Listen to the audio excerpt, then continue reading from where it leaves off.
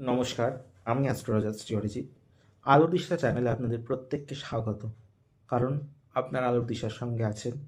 আলোর দিশার সাবস্ক্রাইবার দিন দিন বৃদ্ধি পাচ্ছে এবং অবশ্যই আপনারা আমার সঙ্গে আছেন মা তারার আশীর্বাদে, গুরুর আশীর্বাদে। আমার অবশ্যই করে বলবো সঙ্গে থাকুন, নিত্যদিন নতুন নতুন টিপস পান এবং তার সঙ্গে অবশ্যই নিজেদের জীবনে চলার পথে কিছু কথা মনে রাখুন। দেখবেন আপনারাই শান্তিতে আছেন। ধরুন আপনার জীবনে প্রচুর অশান্তির মধ্যে আপনি যাচ্ছেন, কোনোভাবেই একটা শান্তি পাচ্ছেন না, কোনো এই জ্যোতিষী ওই তান্ত্রিকের কাছে দৌড়চ্ছেন। নিজের অন্তর মন্দিরে একবার প্রশ্ন করুন তো, এই অশান্তির জন্য কে দায়ী? দেখবেন উত্তর পাবেন। অপরের পিছনে না দৌড়ে এ খারাপ করলো ও ভালো করলো, নিজেকে নিজের দিকে আঙুল তুলুন। আপনি নিজে ঠিক তো? আপনি নিজে মানুষকে সহযোগিতা করেছেন তো? তাহলে আপনিও সহযোগিতা পাবেন। আর আমাকে কোনোদিন কি দেখেছেন?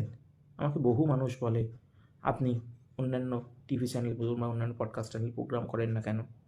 কারণ আমি সাধক সাধিকার মধ্যেই একটুখানি, এখন বর্তমানে সাধক সাধিকার মধ্যে একটু বিরোধ। কারণ বর্তমান সাধক সাধিকারা অনেক কিছু করেন, আমি করি না।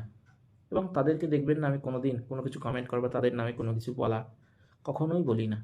কারণ মা চাইলে একদিন তার যে আজকে সে সাধকত্বের বেশ ধারণ করেছে, সেই বেশ কিন্তু একদিন মা চাইলে তার জীবন থেকে একদম সরিয়ে দিতে সমর্থ।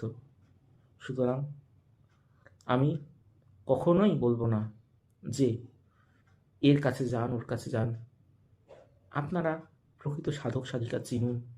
যদি নিজেদের জীবনে কঠিন থেকে কঠিনতম সমস্যার মুখোমুখি হন, সত্যি যে সাধক সাধিকারা আছে তাদের কাছে যান, অবশ্যই ভালো থাকবেন। কারণ সাধক তো বসেই আছে। নীলকণ্ঠ কী করেছিল? সে তো শিব।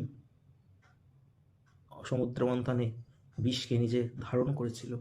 অবশ্যই সাধক বসে আছে আপনার গ্রহযোগে, জ্বালায় যে আপনি জর্জরিত, সেখান থেকে আপনাকে মুক্ত করতে, আপনাকে যে অশুভ কর্মের বন্ধন থেকে মুক্ত করতে। অবশ্যই প্রকৃতভাবে যারা সাধন করেছেন তারা কখনোই মানুষকে ভ্রান্তির ফাঁদে ফেলেন না। সুতরাং নিজেরাও সজাগ সতর্ক হয়ে অবশ্যই ইষ্টপদে মতি রেখে, গুরু পদে মতি রেখে প্রকৃত সাধক সাধিকা আশ্রয় করুন। ভালো থাকুন। নমস্কার।